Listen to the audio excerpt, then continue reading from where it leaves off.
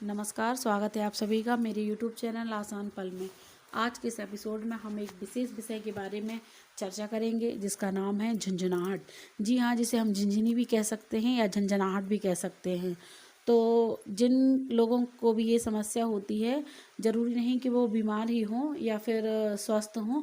ये बच्चों को, बूढ़ों को, बड़ों को, युवाओं को, बुज़ुर्गों को, हर प्रकार के, हर उम्र के लोगों को ये प्रॉब्लम हो सकती है, क्षणिक होती है। और इसके होने ना होने के भी कई कारण होते हैं।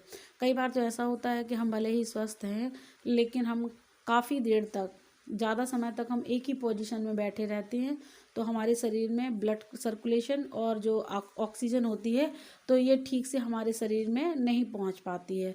और एक ही पोजीशन में लंबे समय तक बैठे रहने की वजह से हमारे शरीर में झुंझुनाहट हो जाती है। खासकर ये पैरों के पंजों में, उंगलियों में, हाथों की उंगलियों में, हाथों की मुट्ठियों में, गद्दी में, या पैरों की एड़ियों के ऊपर, या हथेली में, या बाजुओं में, पिंडलियों में, कहीं भी ये हो सकती है।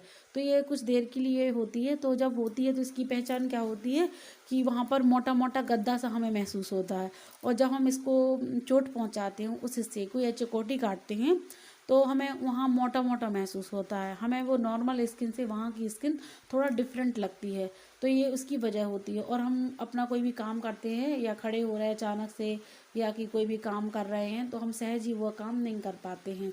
तो जब तक हम नॉर्मल नहीं हो पाते हैं, जब तक हम सहज अपनी पुरानी पोजीशन में नहीं आ पाते हैं, नॉर्मल नहीं हो पाते हैं। तो उस चीज़ को नॉर्मल करने के लिए मैं जो उपाय बता रही हूँ, वह आप ज़रूर इसे फॉलो करिए और बताइए कि आपको कितना इसका लाभ मिला है।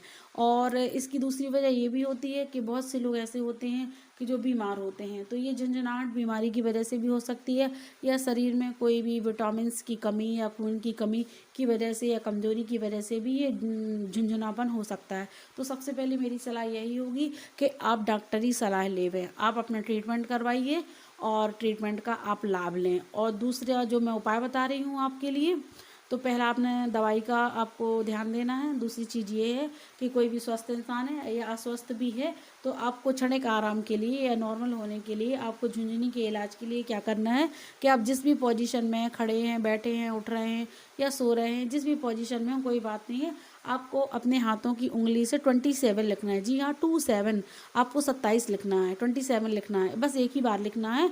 और आप लिखेंगे और आप देखेंगे कि कुछ ही चंद्र सेकेंड्स में आपकी जो झुंझुनाहट वाला जो हिस्सा है, जो एरिया है, वह एकदम नॉर्मल होने लगता है। तो यह आप बहुत ही अच्छा, सटीक और घरेलू, देसी और बहुत ही सस्ता इलाज है। तो आप ये ज़रूर यूज करिए और ज़रूर बताइए। और ये मेरी वीडियो को आप अच्छी लगे तो ज़्यादा से ज़्यादा इसे शेयर कीजिए। और अभी तक यदि आपने मेरे चैनल को सब्सक्राइब नहीं किया हुआ है तो जल्दी से इसे सब्सक्राइब कर लीजिए। Thank you.